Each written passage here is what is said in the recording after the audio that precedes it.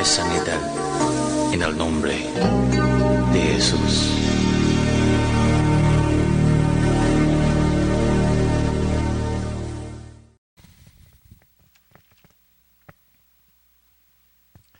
Partiendo de nuestro esquema que hemos venido teniendo como inicial,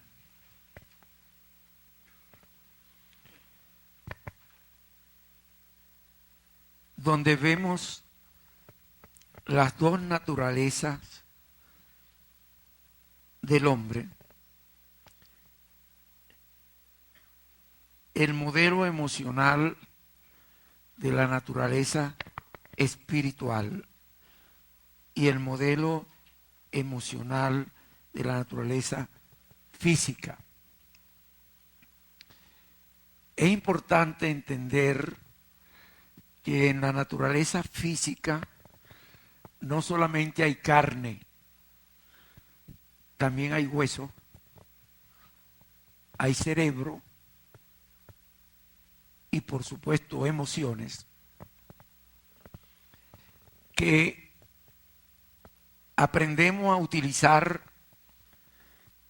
nuestra naturaleza física, incluyendo el cuerpo, las emociones y las conductas que se derivan de ellas, desde el momento mismo de nacer, desde el vientre de la madre. Comenzamos a utilizar eso. Y la Biblia nos enseña que la impiedad del hombre aparece desde el vientre de la madre. Nos lo dice de una forma diferente.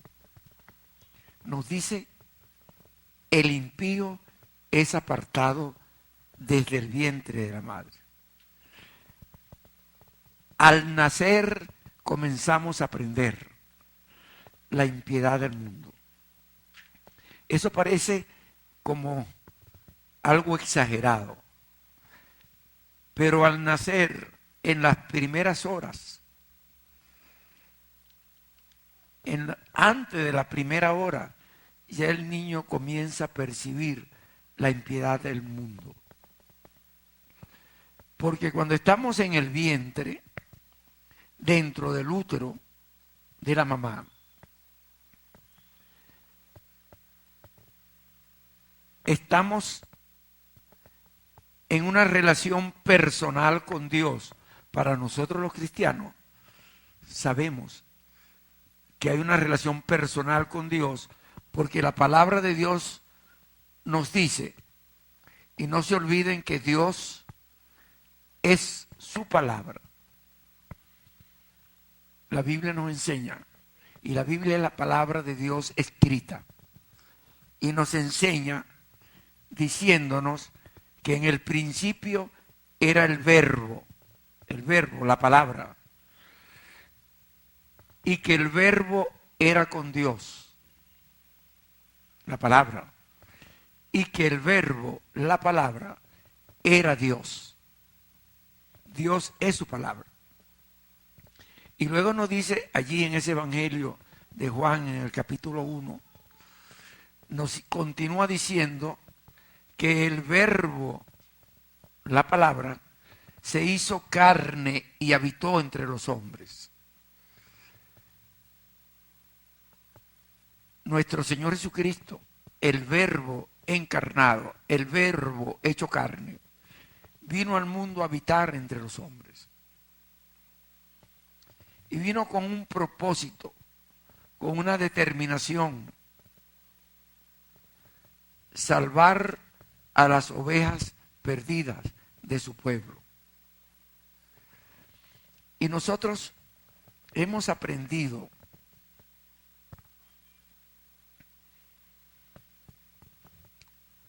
que el pueblo de Dios, en principio, era el pueblo de Israel. Así lo hemos aprendido. Pero en realidad, en principio, no fue el pueblo de Israel.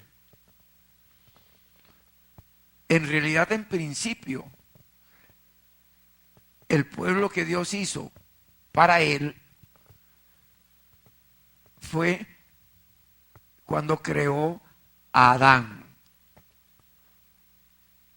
Y lo creó para que compartiera con él en el jardín del Edén.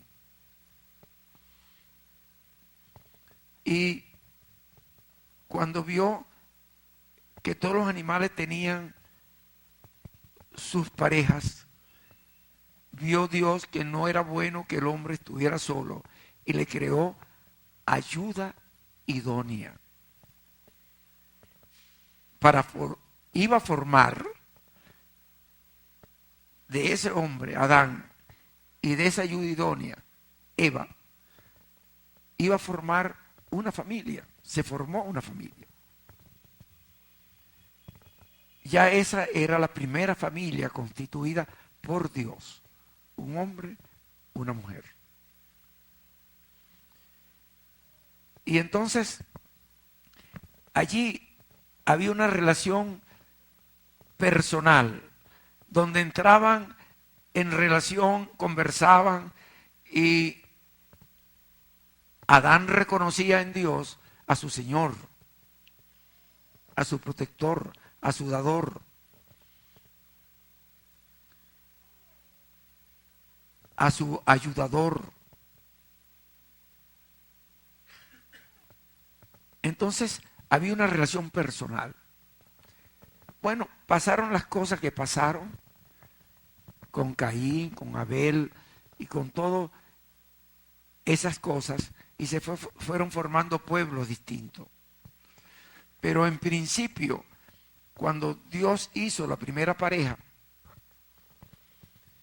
y Adán transgredió la dirección de Dios, y transgredir la dirección de Dios significa pecar. Y pecar significa apartarse de Dios. Y apartarse de Dios significa muerte espiritual. Cuando Adán transgredió y entró en muerte espiritual porque Dios le había advertido que si comiera del árbol que él le prohibió que comieran, que no comieran de ese árbol, porque si comían de él ciertamente morirían. Y la muerte no era porque se iban a envenenar físicamente. Digo yo en este momento, sería porque se iban a envenenar espiritualmente. Porque al transgredir entró en muerte espiritual. Sin embargo, Dios, que es infinitamente amoroso, infinitamente bueno, infinitamente misericordioso, infinitamente benigno, infinitamente perdonador, al reargüir a Adán, fíjense que utilicé la palabra reargüir, porque eso es lo que hace el Espíritu Santo con nosotros, nos rearguye de pecado. Y eso quiere decir que nos los muestra para que uno se dé cuenta y uno pueda arrepentirse. Cuando Dios rearguye a Adán de la transgresión cometida, preguntándole, ¿qué has hecho? ¿Comiste del árbol que te dije que no comiera? Él, en lugar de arrepentirse, en lugar de pedir perdón, buscó a quien echarle la culpa. A él Dios le dijo, no comerás de ese árbol, porque el día que de él coma, ciertamente morirás. Ya estaba la orden dada. Y al comer incumplía la orden, entraba en muerte espiritual. Comió y entró en muerte espiritual. Y cuando Dios lo confronta, no lo confronta, lo rearguye, le muestra el pecado. Y yo hice énfasis y a propósito dije, primero lo confronta y luego, como en una corrección dije, no lo confronta, lo rearguye. Es porque nosotros tenemos como costumbre en la impiedad del mundo confrontar. Y confrontar es algo así como culpabilizar. Pero rearguir no es culpabilizar, es mostrar para que el otro en quietud pueda arrepentirse. Entonces, cuando Dios confronta, rearguyéndolo, enseñándole, mostrándole que no es confrontar, sino rearguir, que es lo que hace el Espíritu Santo con nosotros. Rearguye a Adán y le dice, ¿qué has hecho? Adán, en lugar de excusarse, de pedir perdón, dice, la mujer que tú me diste me dio de comer y comí. Le echó la culpa a Eva. Pero al decir la mujer que tú me diste me dio de comer y comí, también le echó la culpa a Dios, porque Dios fue quien le dio a la mujer, pues. El tipo se la sabía toda. Le echó la culpa a Eva y le echó la culpa a Dios. Pero Dios, en su infinita benevolencia, en su infinito amor, en su infinita misericordia, en su infinita benignidad, sacrificó a un animal, le quitó la piel y lo vistió con pieles y le dijo, ahora tendrán que comer con el sudor de su frente. O sea, tenían que irse de allí.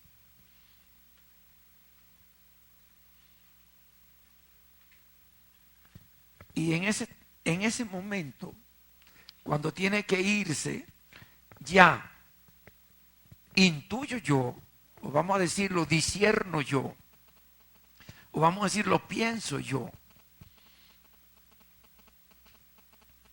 Cuando Dios lo viste con la piel de un animal, ya sacrificó al animal, que significaba que iba a pagar el pecado de Adán.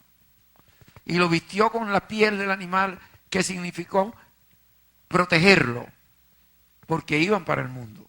No lo mandó desvestido como estaban antes, lo mandó cubierto. Esa fue la protección que le dio. Entonces, bueno, se fueron y formaron familia. Y todos conocen la historia de la familia. Desde allí hasta que aparece Noé y luego el diluvio. Porque Dios quiso acabar con toda esa gente mala que se había formado. Porque la maldad no puede estar donde está Dios.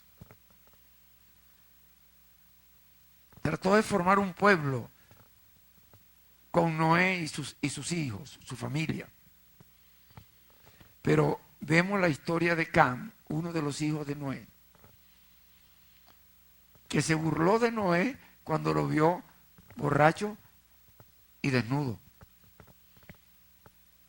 Otro de los hijos, de espalda, se dirigió hacia el padre y lo cubrió el cuerpo para que no vieran su desnudez.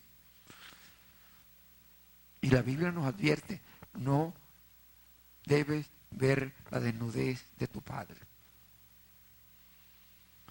Y yo vuelvo a decir, intuyo, pienso o discierno que en esa dirección va implícito el no ver, óigame bien lo que le estoy diciendo. Todo esto que le he dicho hoy no lo había dicho nunca de esta manera. No en esta secuencia. Por eso les digo la palabra intuyo y después corrijo discierno. En esa dirección de no ver la desnudez de su padre, discierno yo, lleva implícito el que no veamos el error, el pecado de nuestros padres. Que no veamos eso. Entendamos que hay un error, que hay un pecado, pero ese fue su error y su pecado. El tuyo es cambiar de ti en adelante. Le estoy diciendo esto porque ayer vi a una señora y por más que yo le quería decir a la pobre mujer que tenía que ver su vida desde ahora en adelante, ella vivía en un eterno reproche por todo lo que fue su vida desde que nació. Y es cristiana. Y no perdona a nadie, ni a Dios. Porque cuando yo le hablo de Dios, ella me dice que ella es cristiana. Y cuando yo estoy confrontando las cosas, no como confrontación, sino como una dirección que reargulle, como una dirección que adecúa para que la persona cambie el modelo al modelo de Dios, al modelo de amor ágape. La mujer se resiste. Y cuando yo la llevo a la vida de Job, se resiste. Cuando yo la llevo a la vida de Cristo y lo que pasó en la cruz por perdonarla a ella y a los que la maltrataron a ella, la respuesta es: si Dios no me resuelve esto, no existe. Yo temblé y le dije: vamos a orar.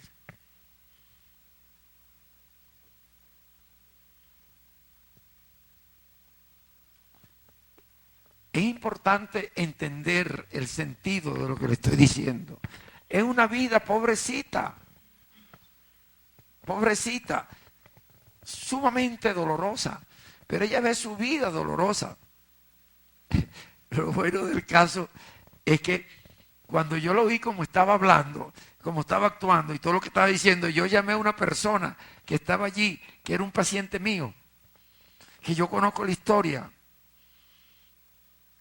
y que pasó por la misma cosa que ella pasó, y que me llamó una vez a la radio para plantearme el problema que ella me estaba planteando como algo, porque le pusieron toda la carga de la familia. Entonces yo llamo a esta persona y le digo: cuéntame, ¿por qué tú me conociste? Bueno, porque lo llamé a la radio. Cuéntame, ¿por qué me conociste? ¿Qué pasaba en tu vida? Bueno, usted me dijo esto y esto y esto. Yo no te pregunto eso, digo: ¿por qué me llamaste? ¿Por qué me conociste? Entonces cuando ella vuelve me dice: bueno, porque mi hermana, que esto y que lo otro, y no sé qué. Y usted me dijo que la sacara de mi casa, que esa no era mi carga. Y yo le digo: ¿y por qué tú, en lugar de estarte quejando de Dios, no has puesto lo que tú debes hacer? Poner la responsabilidad a quien la tiene. Entonces yo comencé a hablar con las dos, de modo que ella pudiera captar la similitud que había, pero que esta, en un proceso terapéutico, había ido cambiando. Pero yo la llamé porque ella también se resistía muchas veces a escuchar lo que Dios dice.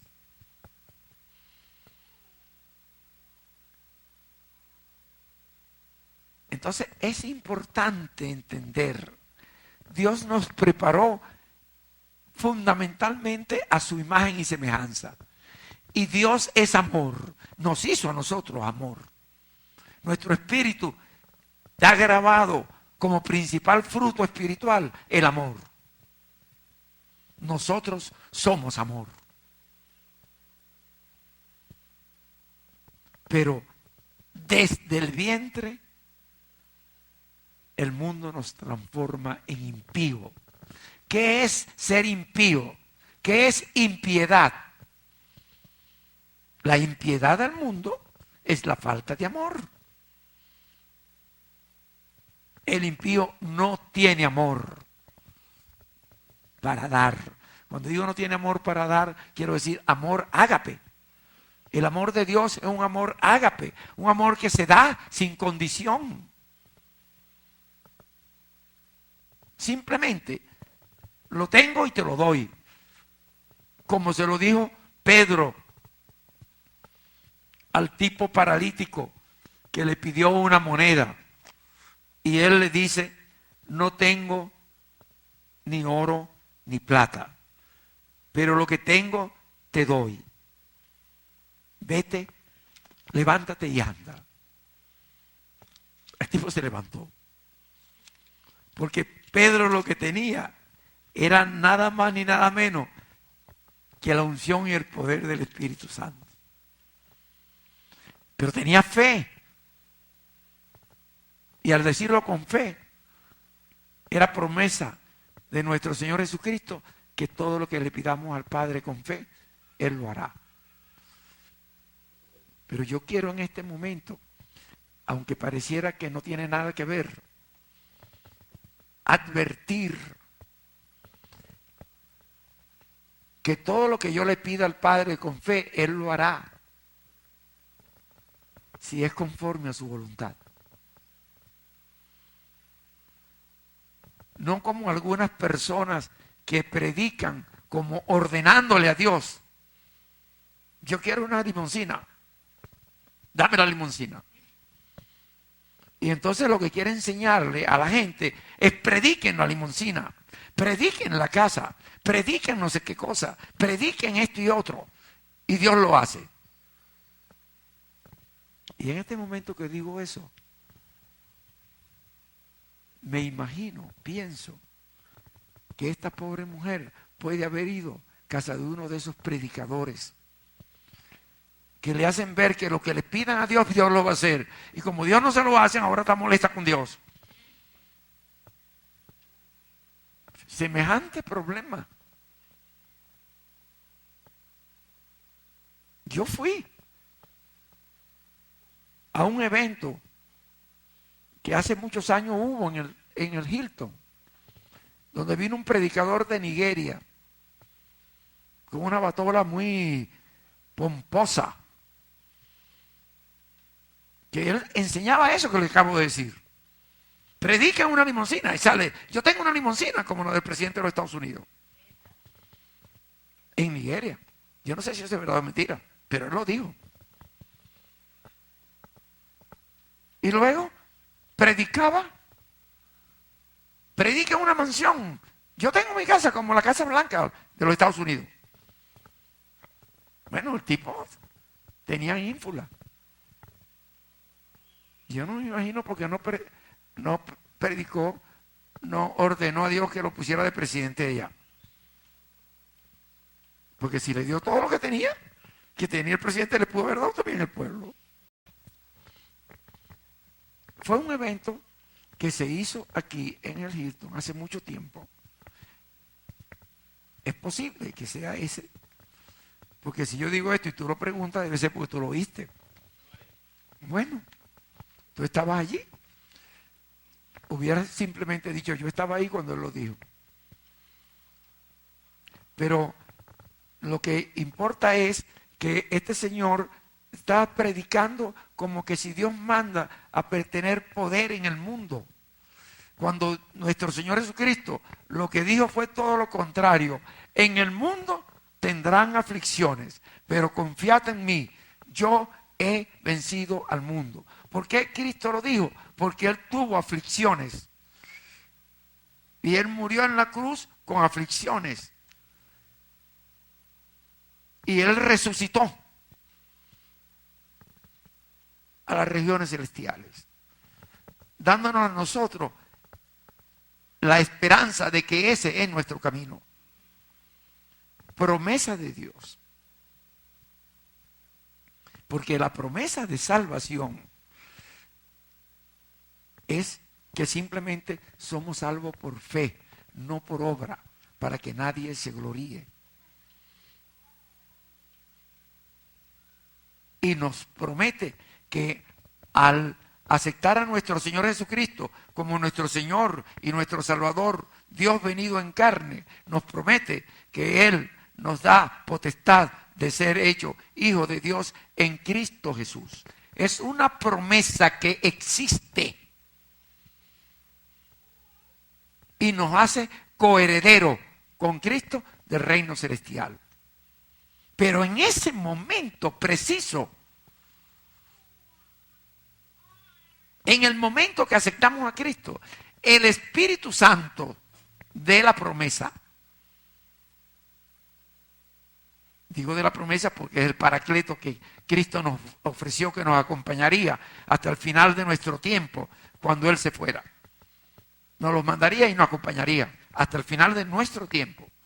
Nuestro tiempo termina cuando uno muere y lo entierran.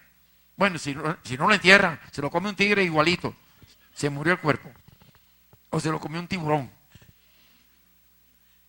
O se ahogó y no lo encontraron nunca. Pero el espíritu, al morir el cuerpo, el espíritu va a la presencia de Dios. Pero va ya con la promesa.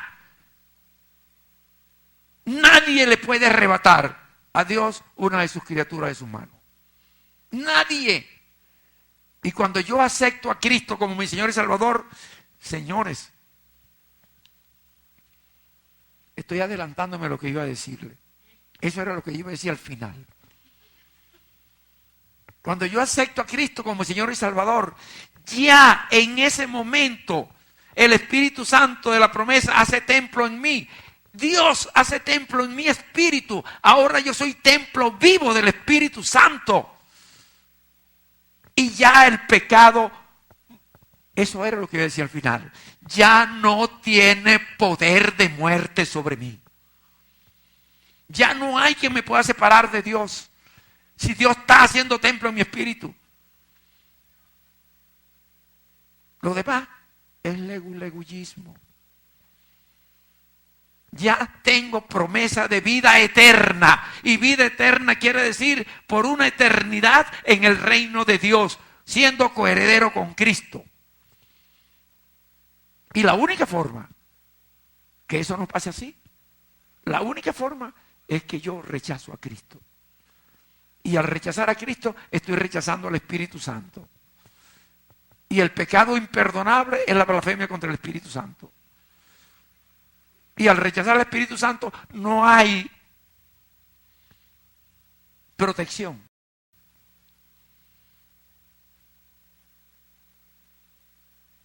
Cada vez que yo entro en conflicto, el Espíritu Santo me va a reargüir de pecado, me lo muestra. Y con gemido indecible va al Padre a pedir por mí. Eso dice la Biblia. ¿Quién va al Padre a pedir por mí? ¿Quién es el Espíritu Santo? Es Dios. La tercera persona de la Trinidad Divina. Estamos en los tiempos, en la dispensación de los tiempos del Espíritu Santo. Salimos de la dispensación de los tiempos de nuestro Señor Jesucristo, el Hijo, la segunda persona de la Trinidad Divina, Dios hecho carne. Y entramos a la dispensación de los tiempos de la tercera persona de la Trinidad Divina, nuestro Señor Jesucristo. Ya antes, cuando Adán y Eva, cuando Abraham, estábamos en los tiempos, en la dispensación de los tiempos del Padre. Por eso, nuestro Señor Jesucristo nos dijo, a usted le conviene que yo me vaya, porque si me voy les mandaré el Espíritu Santo al Paracleto. Él los acompañará hasta el final de los tiempos. Entonces, cuando yo acepto a Cristo como mi Señor y Salvador, señores, es la única condición para ser salvo. Y tenemos un modelo bíblico allí en la cruz del Calvario. Un modelo bíblico. Había un ladrón. No era ninguna buena gente. Era tan malo que él le dice al otro ladrón, tú y yo merecemos lo que tenemos, porque somos malos. Pero él no te metas con él es bueno. pero no se queda en decirle eso al otro ladrón, al otro malhechor. Yo no sé si era ladrón o era malhechor. Yo sé que dicen malhechor. Malhechor es uno que hace males. ¿Cuáles son los males? Yo no sé, yo no estaba ahí cuando eso. Pero era un malhechor. Y él, después que habla con el otro, se voltea y le dice al otro que no se meta con Cristo, con Dios. Él es bueno. Y se voltea a Dios y le dice: Señor. Le dio un señorío a Cristo, nuestro Señor. Señor, acuérdate de mí cuando estés en tu reino. Le dijo que él tenía un reino. Y le hizo ver que él aceptaba y creía que él era Dios. Porque sabía que iba para su reino después de muerto. Señor, acuérdate de mí cuando esté en tu reino. Y en ese momento, Cristo le dijo: hoy estarás conmigo en el paraíso. Ya estaba perdonado. Cuando nosotros aceptamos a nuestro Señor Jesucristo como nuestro Señor y Salvador, ya se cumplió la orden de Dios. Lo vemos en la primera carta de Juan, en el capítulo 3 y en el versículo 23. Este es su mandamiento. Lo dice la palabra de Dios. Que aceptemos a Cristo, el nombre de Cristo, como Señor y Salvador. Y que nos amemos los unos a los otros como Él nos los ha mandado. Así lo dice la primera carta de Juan. Es el nuevo mandamiento, dicen algunos, pero ese es el mandamiento de todos los tiempos, porque en el principio decía: ama al prójimo como a ti mismo. Así lo mandó. Hay que aclarar, hay que diferenciar. Amar y perdonar. Yo te perdono, pero no te voy a dar la espalda para que me entierres el cuchillo de nuevo. Porque si yo te doy la espalda para que me vuelvas a enterrar el cuchillo, entonces estoy siendo piedra de tropiezo para ti, porque te estoy invitando a un nuevo pecado. Yo te perdono, pero estoy dándote el frente para impedir que puedas de nuevo atacarme. Y lo que estoy, al impedirlo, es protegiéndote a ti también a mí. Entonces, yo no, eso se lo adelanté porque yo no iba a decir eso sino al final. Pero lo que quería decirle es que nosotros, Dios nos hizo siendo amor. Y amor, en el amor está incluido la misericordia, la benignidad, la capacidad de la piedad, la capacidad de perdonar. Está la piedad, que es lo contrario a la impiedad del mundo.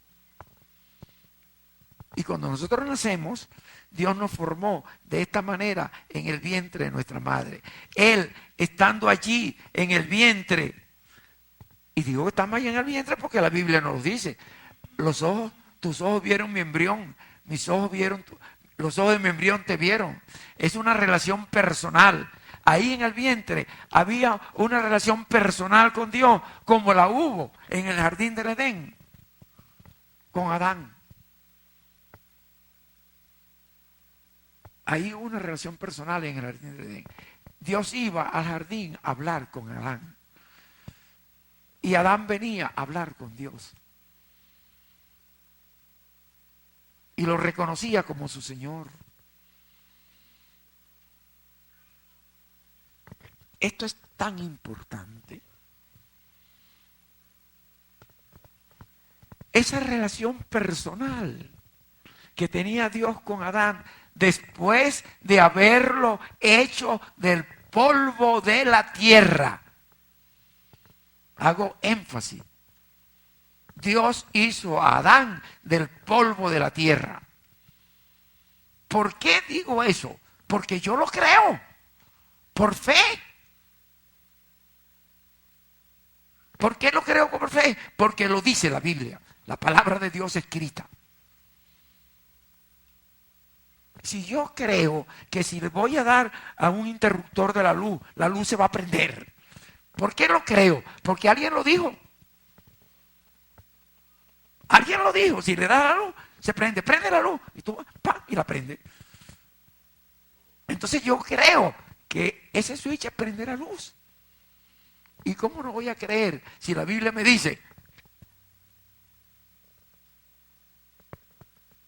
que Él hizo a Adán del polvo de la tierra? ¿Cómo no lo voy a creer? Yo tuve muchos años pensando en eso. Muchos años, porque yo como soy, era, por lo menos antes, era medio cientificista. Una vez dando un curso en Puerto Rico, yo daba muchos cursos en muchos diferentes, en casi todos los países de América he dado cursos. Tengo más de 30 años en ese plan. Y una vez había una persona muy famosa que venía de unas relaciones muy importantes por allá.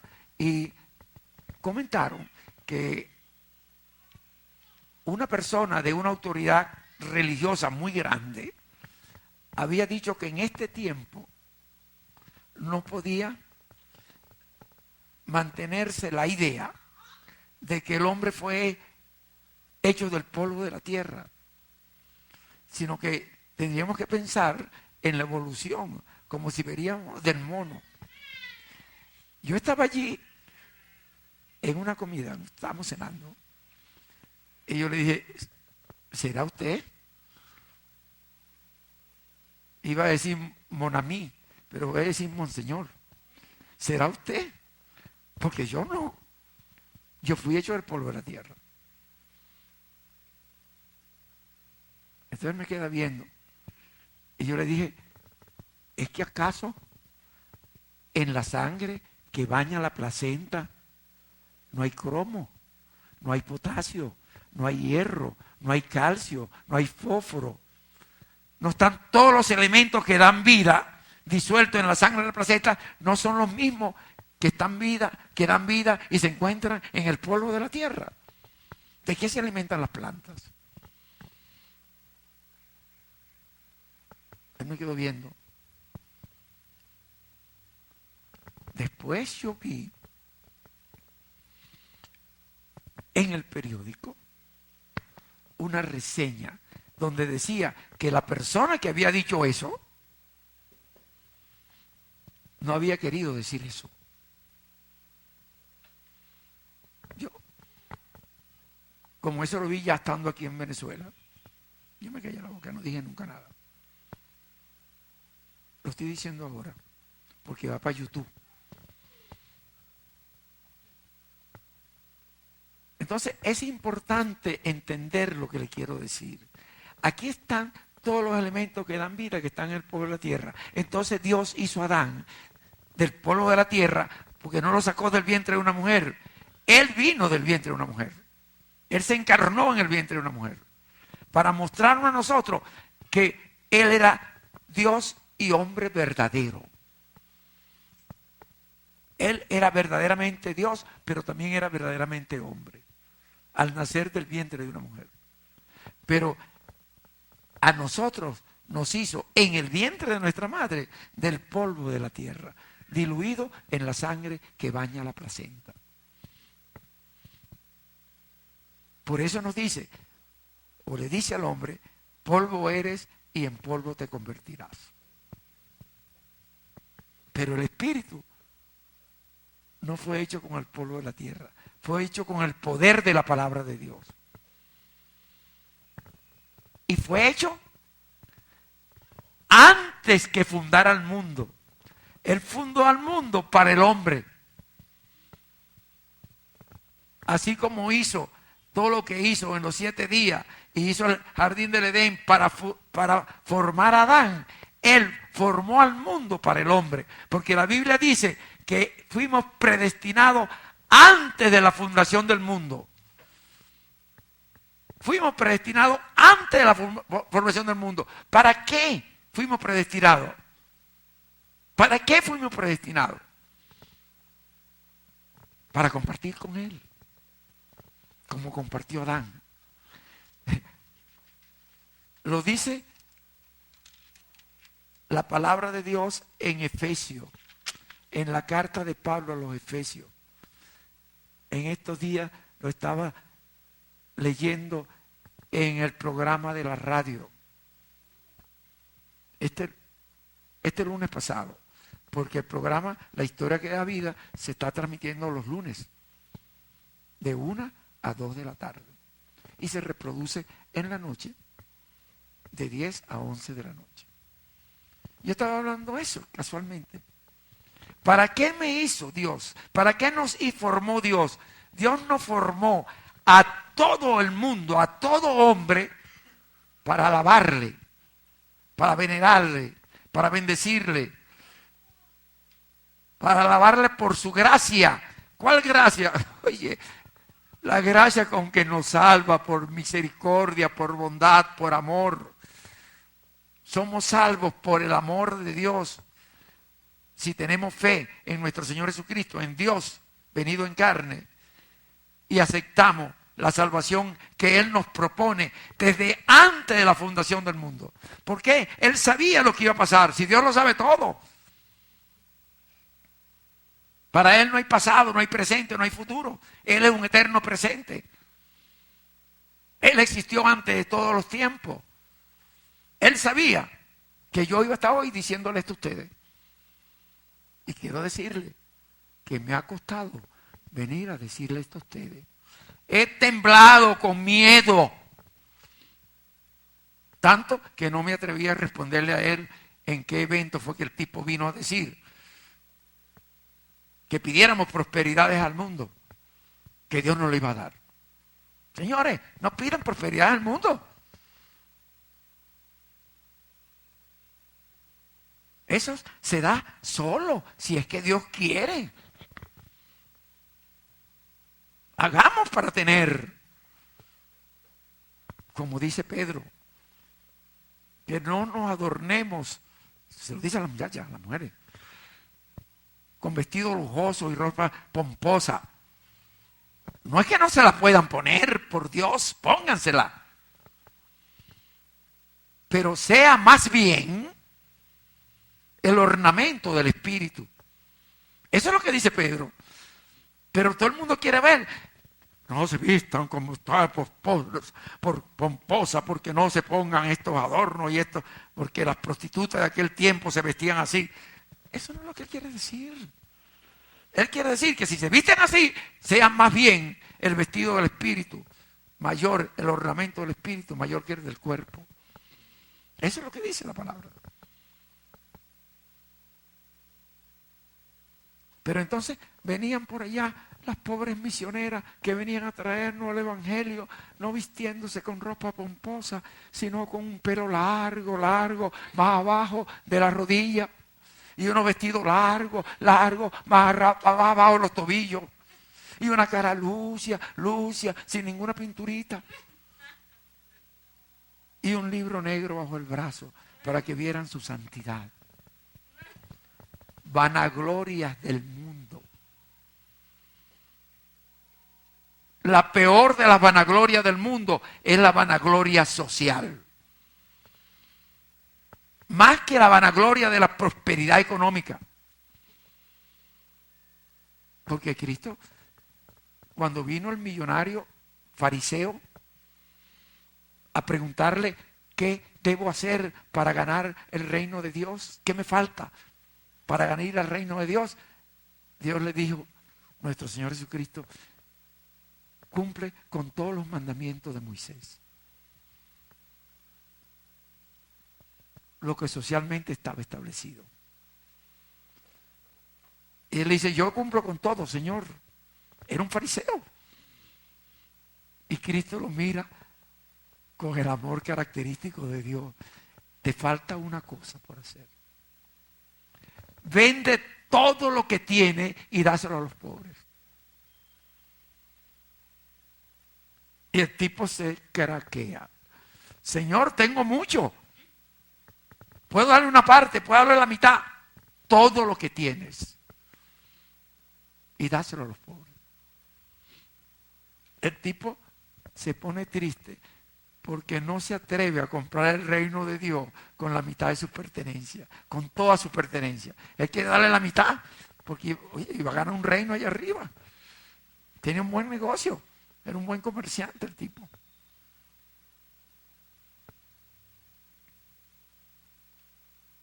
Ganando como el 1000 por uno. Vayan a ver donde le venden algo ganando el 1000 por uno y cómprenlo. Prosperidad del mundo.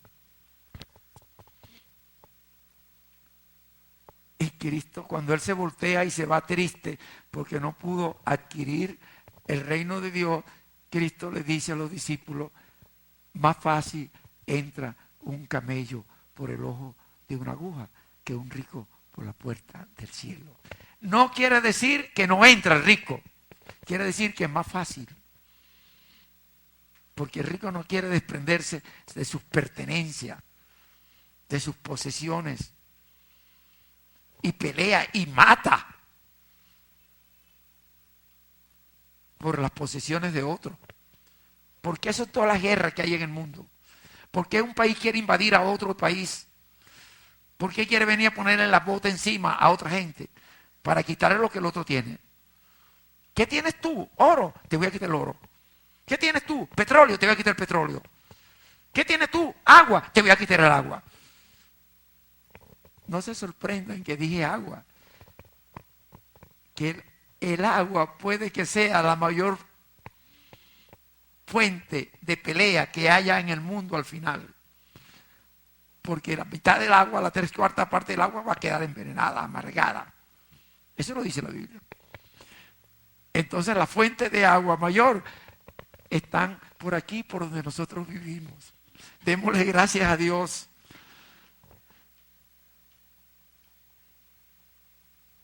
Démosle la gracia a Dios. Y no perdamos de vista la opción de que pueden venir por nuestras aguas. Pero si estamos en Dios, pidámosle a Dios, Señor,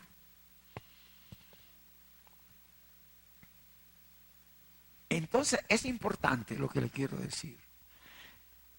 El espíritu vive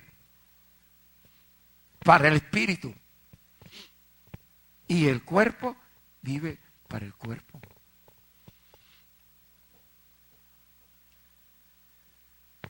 Pero yo debo vivir para el espíritu. Cuando yo acepto a nuestro Señor Jesucristo, ya hice lo importante para vivir para el espíritu. Lo más importante. Ya tengo salvación. Ahora debo ganar coronas de gloria en el reino de Dios. ¿Y cómo gano coronas de gloria en el reino de Dios? Hay una orden de nuestro Señor Jesucristo. Nuestro Señor Jesucristo dijo, id y predicar el evangelio de salvación a todos los pueblos de la tierra. Y ese es un mandato. Ahí lo vemos en Efesios. Cuando tenemos salvación para alabar y glorificar a Dios, nos manda que vayamos a que todo el mundo pueda ser salvo. Porque Dios quiere que el mundo sea salvo. Él vino por su pueblo. Y ahí es donde yo me vuelvo a craquear. Porque ciertamente el pueblo de Dios, por promesa, fue un pueblo ofrecido a Abraham. En el hijo de la promesa. En Isaac.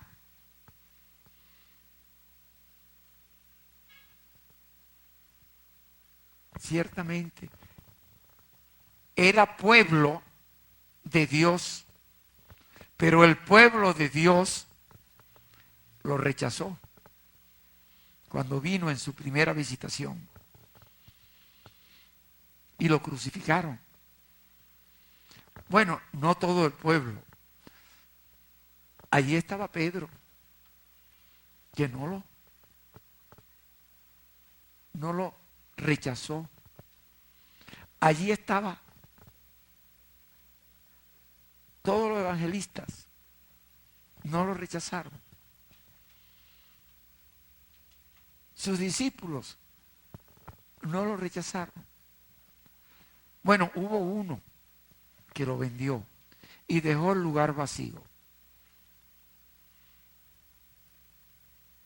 Pero había alguien que lo rechazaba.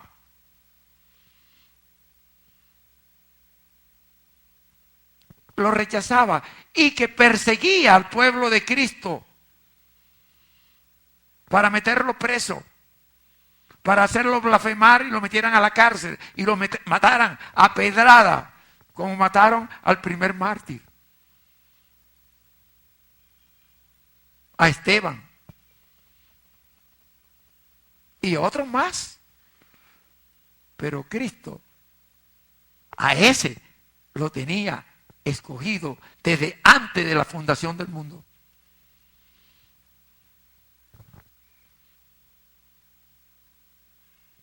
Escogió a Pablo. Y cuando él iba persiguiendo cristianos, buscando cristianos para meterlo a la cárcel, Dios lo tumbó del caballo. Y una luz enceguecedora lo tumba. Y él dice, él se da cuenta que está frente a alguien poderoso y le dice, ¿quién eres, Señor? Porque Cristo le dijo, Pablo, ¿por qué me persigues? Y él le dice, ¿quién eres, Señor? Y Cristo le dice, yo soy Jesús al que tú persigues. Porque perseguía a su pueblo, a la iglesia. Y nosotros, la iglesia de Cristo, somos cuerpo de Cristo. Y Cristo es la cabeza. Y él perseguía al cuerpo de Cristo. Y lo dejó ciego. Aflicciones, tribulaciones. Lo dejó ciego y lo mandó que se fuera al pueblo, que iban a orar por él. Y le dice a Ananías, ve y ora, ve y ponle la mano. Y le dice, no, Señor, ese tipo nos persigue. Dices tú, Ananías, el discípulo, diciéndole a Cristo que no, que ese tipo era malo. Fíjense lo que somos nosotros. Y Cristo le dice, ve, que él tendrá que saber cuánto ha de sufrir por causa de mi nombre. ¿Cuánto habrá de sufrir por causa de mi nombre? No le ofreció nada en bandeja de plata. Le ofreció sufrimiento.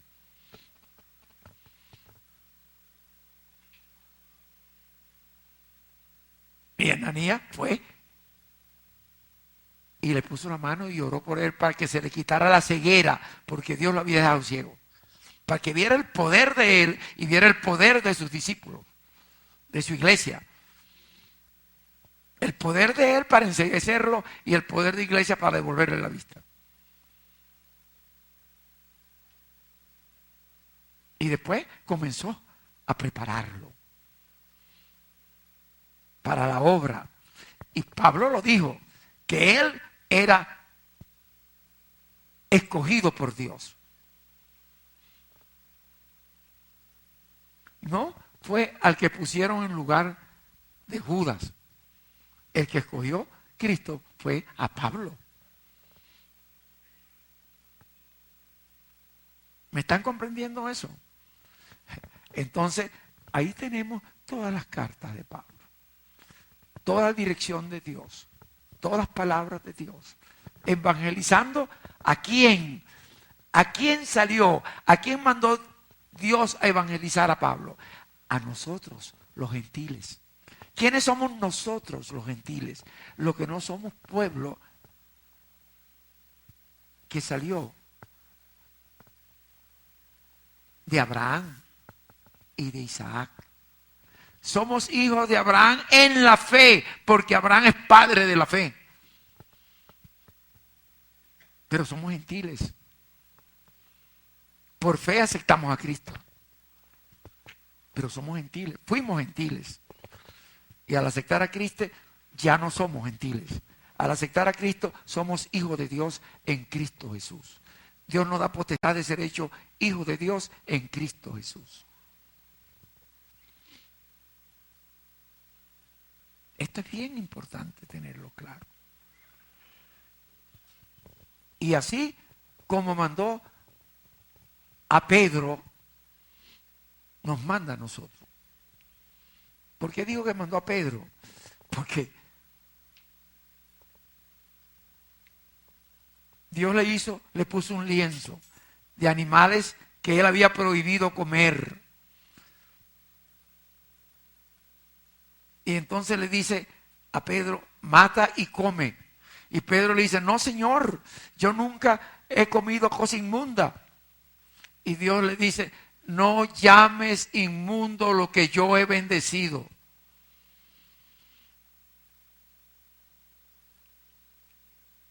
Tres veces le puso el lienzo. No, Señor, por mi boca no ha pasado nada inmundo. No llames inmundo lo que yo he bendecido. Y en ese momento le tocaron la puerta porque están viniendo los gentiles a que fueran a predicarle, a enseñarle la palabra de Dios.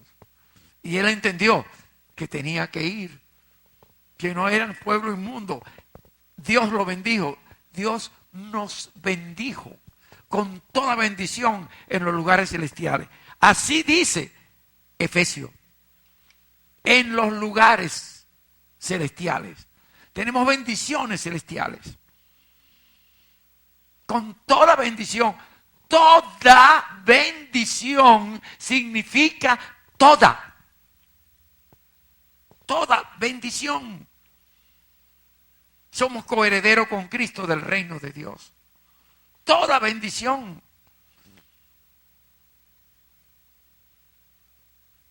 Somos hijos de Dios en Cristo Jesús. Toda bendición. No venga nadie a querer ser más que Dios. Por eso Dios nos manda, perdona a tu enemigo.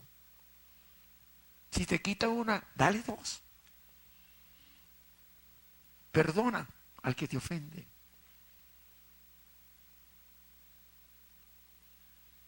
Es importante entenderlo.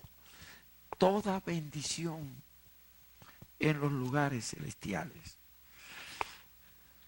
Y ese es el amor de Dios con el que nos formó a nosotros en el vientre.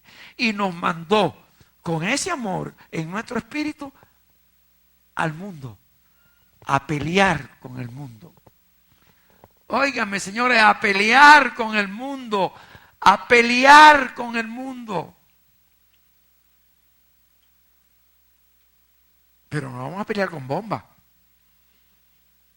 No vamos a pelear con ametralladora. No vamos a pelear con aviones de propulsión a chorro que disparan bombas atómicas. Vamos a pelear con la palabra de Dios. Porque nuestro Señor Jesucristo va a venir en su segunda venida y con el poder de su palabra se acabaron los que estaban rodeando a su pueblo. La sangre llegará hasta los ijares de los caballos. Allá en Armagedón.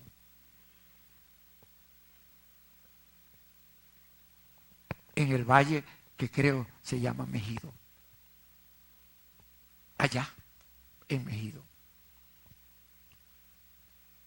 Dios nos manda a pelear con la espada de su boca, con la palabra de Dios, con lo que estamos hablando.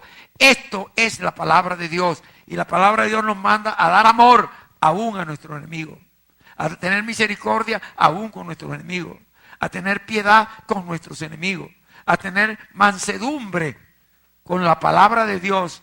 Y obligarnos en mansedumbre, sujetándonos a Él, a ir a evangelizar a todos los pueblos del mundo.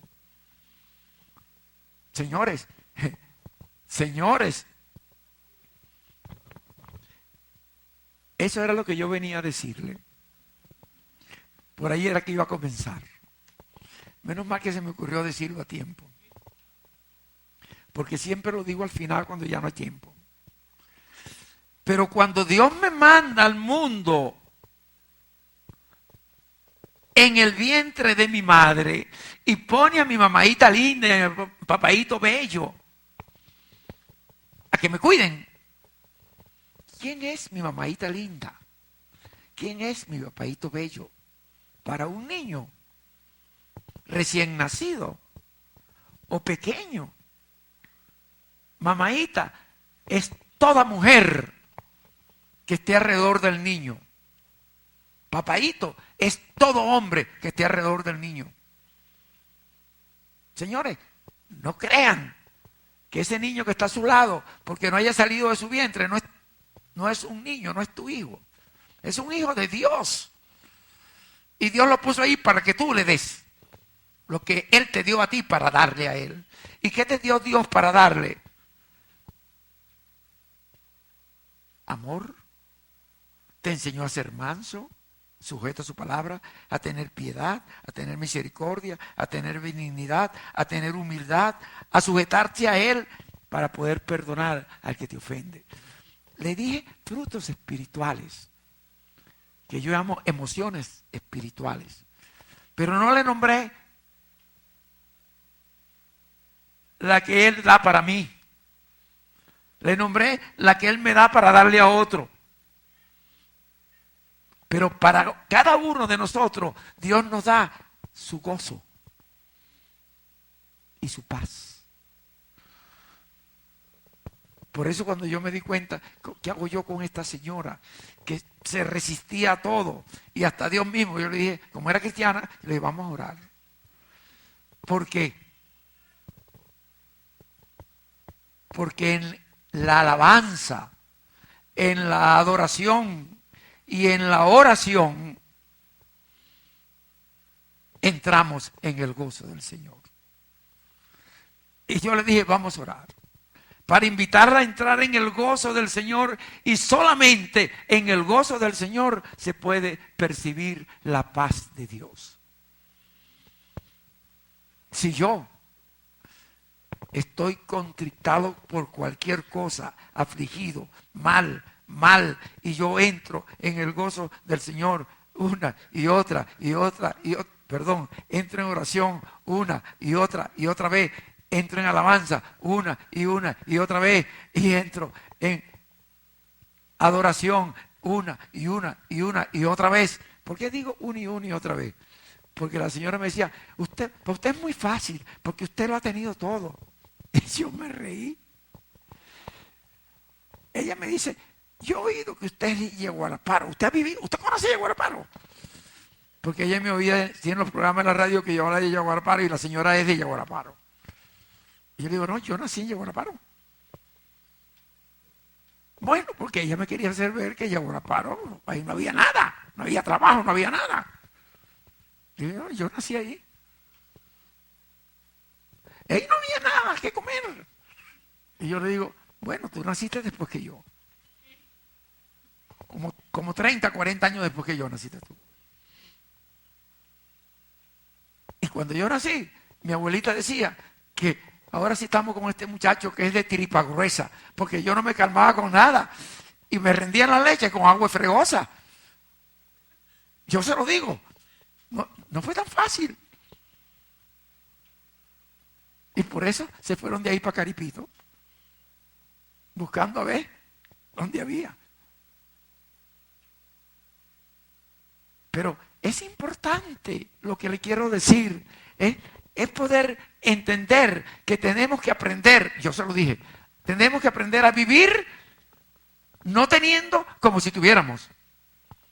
Y a vivir teniendo como si no tuviéramos. Eso quiere decir no valorizar más los bienes materiales que los bienes espirituales. Por aquí vi algo que escribí en la última conferencia que se nos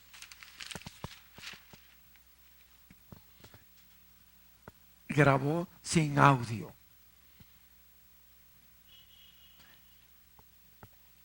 nosotros tenemos 4 bienes importantes en la vida para negociar.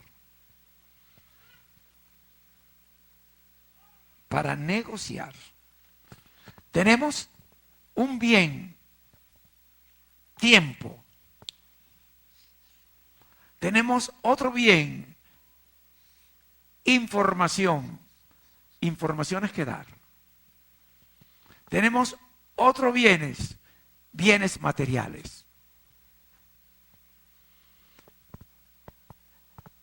Esos bienes materiales nos van a dar prosperidades.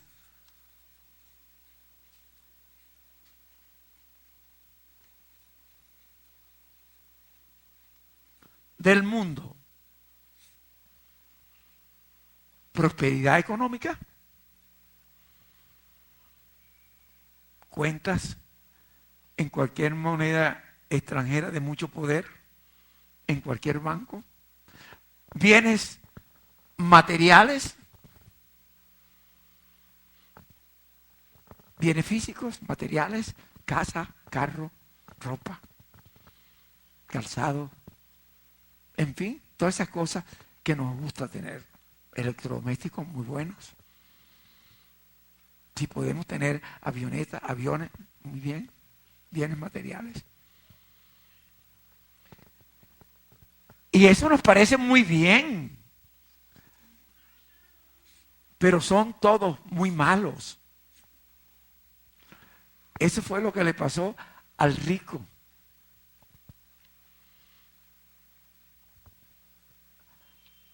Pero el peor de todos los bienes, de todas las prosperidades, es la prosperidad social.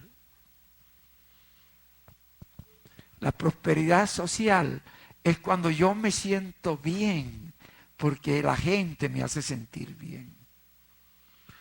O yo me siento mal porque la gente me invita a sentirme mal. Fíjense lo que acabo de hacer. Hice una diferenciación. Yo me siento bien porque la gente me hace sentir bien. Y yo me siento mal cuando la gente me invita a sentirme mal. Yo puedo aceptar la invitación de sentirme mal o puedo decidir no. Yo estoy con Dios. Y si Dios está conmigo, ¿quién contra mí? Pero si me empeño en que tú me hagas sentir bien, bueno, te estoy endiosando, te estoy idolatrando, estoy creando un ídolo. Y Dios dice en su palabra, no tendrás otros dioses delante de mí. No tendrás otros dioses delante de mí. Y cuando el niño nace,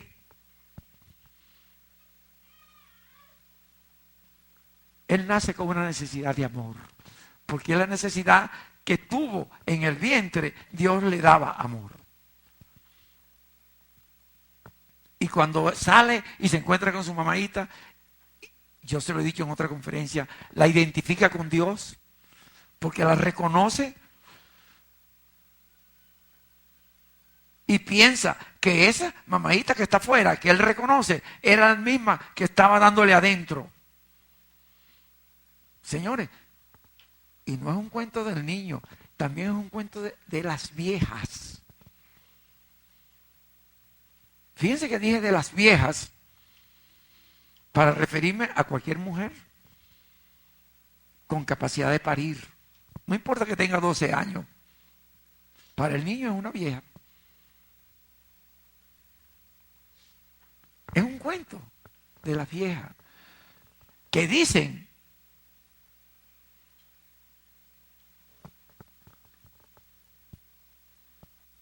se apropian de lo que es de Dios. Yo te parí con el dolor de mi vientre. Yo te parí con el dolor de mi alma. Yo me sacrifiqué. Yo te lo he dado todo. Yo esto, yo lo otro. Ahí comienza la impiedad del mundo a generar en el Hijo una idolatría.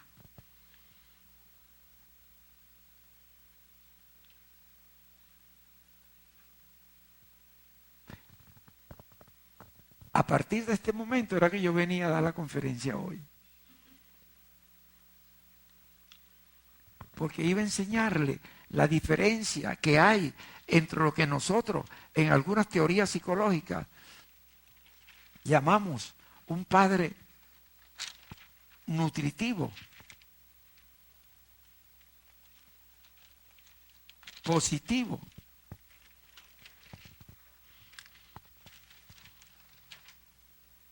y lo que verdaderamente es un padre nutritivo, positivo. Yo le enseñé en todas estas conferencias pasadas la característica de la estructura parental que tenemos en la cabeza. Cómo nos van grabando el modelo del mundo. Y nos lo van grabando con una intención, bueno, yo iba a decir malsana, pero voy a corregirlo. No es tan malsana, pobrecita. Lo aprendieron así. Y si yo aprendí a hablar español porque nací en un país de habla española, ¿qué culpa tengo yo de hablar español?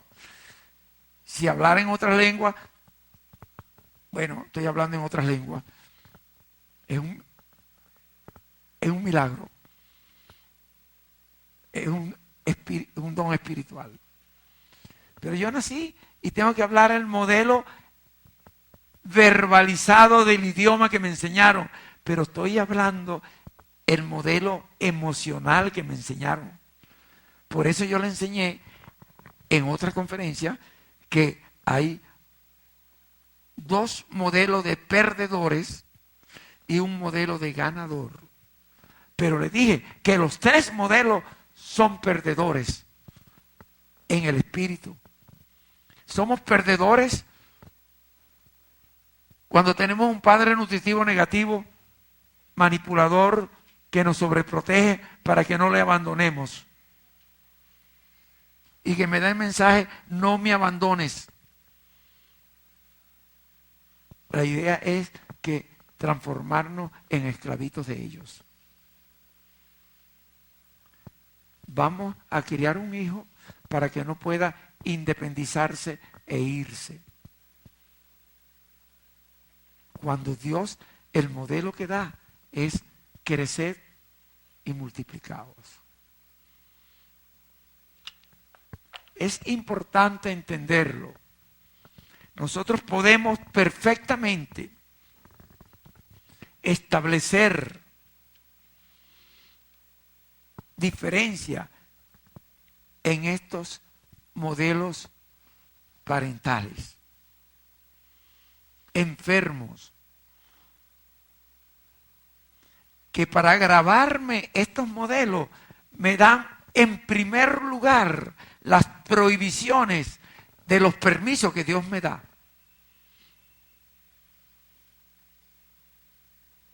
Dios nos da permiso naturales.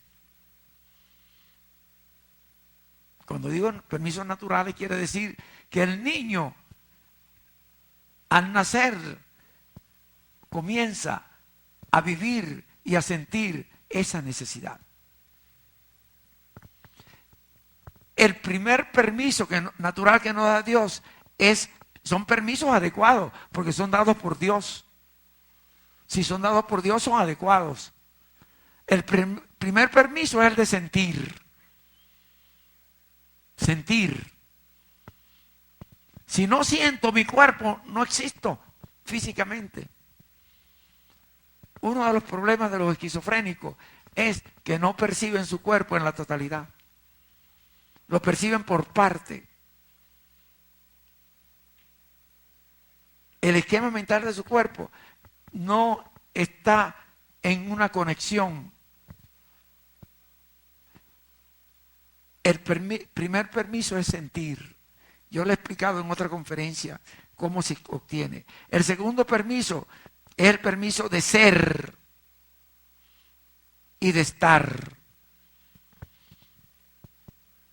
El primer permiso de sentir, el niño lo va evolucionando, evolucionando, evolucionando desde que nace. Desde el momento mismo de nacer. Y va evolucionando hasta alrededor de los 9 años. Primero, ese permiso de sentir es de él con él, de sentir su propio cuerpo. Y después el permiso de sentirse él con otros en la sociedad. A partir de los 7, entre los 7 y los 9 años, el niño comienza a diluir su energía hacia el mundo. Comienza a tener amigos, formando pares con otros amigos.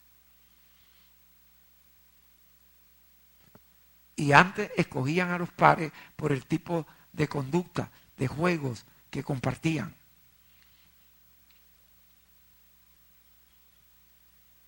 Si jugábamos papagayo, nos reuníamos. Si jugábamos trompo, nos reuníamos. Si jugábamos pelota, nos reuníamos. Si hacíamos algunos juegos de escondidos, nos reuníamos. En cambio las muchachas, digo, estoy hablando de los varones, en cambio las hembras se reunían para jugar muñeca, para hacer comidita.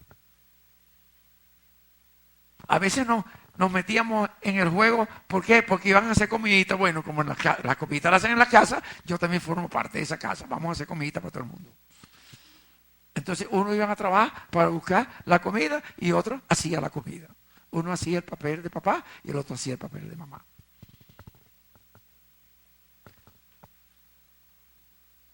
Es una energía que se diluye en lo social. Pero antes, la energía, desde el momento mismo de nacer, Dios lo preparó así. Porque de esa manera era como el ser humano va a poder tener la conciencia de su propio cuerpo. Desde el momento mismo de nacer. El niño no tiene esquema mental de su cuerpo. Él no tiene cuerpo. Es como Gasparín. Gasparín es un fantasmita que solo tiene ojos. Ustedes lo han oído hablar de Gasparín. Nosotros al nacer somos como un fantasmita que todos solo tenemos boca. La única parte de nuestro cuerpo que está registrada en nuestra mente es la boca. Por eso el niño al nacer lleva la boca a todas partes. Nosotros decimos, todo se lo lleva a la boca. No, él no se lleva todo a la boca. Él lleva la boca a todo. Son sus manos. No tiene mano. Póngale la mano aquí y él hace así. Póngale la mano aquí y él hace. Porque es lo único que tiene como estructura de su propio cuerpo. El esquema mental de su cuerpo solo tiene la boca. Y él va a seguir formando el resto de la estructura del esquema mental de su cuerpo a través del contacto de la piel. La piel tiene el mismo desarrollo embriológico del cerebro. Yo lo he dicho muchas veces. Cuando tocamos la piel del niño, el niño sabe que lo están tocando, pero no saben dónde. No es una parte determinada. Está diluido dentro de esa piel. Él va descubriendo primero el área oral, el área del rostro y el cuello. El área oral. Porque esa es la parte de su cuerpo que nació en el esquema mental, la boca. Cuando uno tiene 5 meses en el vientre de la madre, 5 meses de embarazo a la mamá, el niño comienza a succionar el dedo. A succionar el dedo para preparar la boca de modo tal que al nacer pueda comer. Dios se la sabe toda. Por eso decía el refrán criollo, el que no mama, no come. Y después lo cambiaron, el que no llora, no mama. ¿Por qué? Porque cuando llora, la mamá se siente obligada. ¿Qué le pasará? Y entonces busca darle de mamar para que coma. Y el muchito se pega a mamar. No porque tiene hambre. Bueno, sí tiene hambre. Hambre de contacto, no de leche. Y se pega. Bueno, si cada vez que llora le dan leche, lo van a transformar en un gordito. En un cochinito para el engorde. Pero si en lugar de darle leche, le dan contacto, amor, caricia, besos, abrazos. Entonces, quiero decir caricia, quiero decir amor, reconocimiento. Le hacen sentir que él está y que él es, que él está. Eso es importante, es amor, reconocimiento, es amor. Amor es vida, es reconocimiento. Y el niño necesita ser reconocido para saber que está vivo. Por eso yo lo he dicho otras veces, amor quiere decir no y muerte, no muerte. Eso quiere decir, no muerte quiere decir vida. Y eso es a través del reconocimiento. Lo contrario del reconocimiento es la descalificación. Y la descalificación produce muerte. Está aislado. ¿Se está entendiendo? Esto es bien importante. Por eso vine a mi esquema anterior, para que puedan saber que el área, la primera área que se fortifica es el área oral. ¿Pero por qué? Porque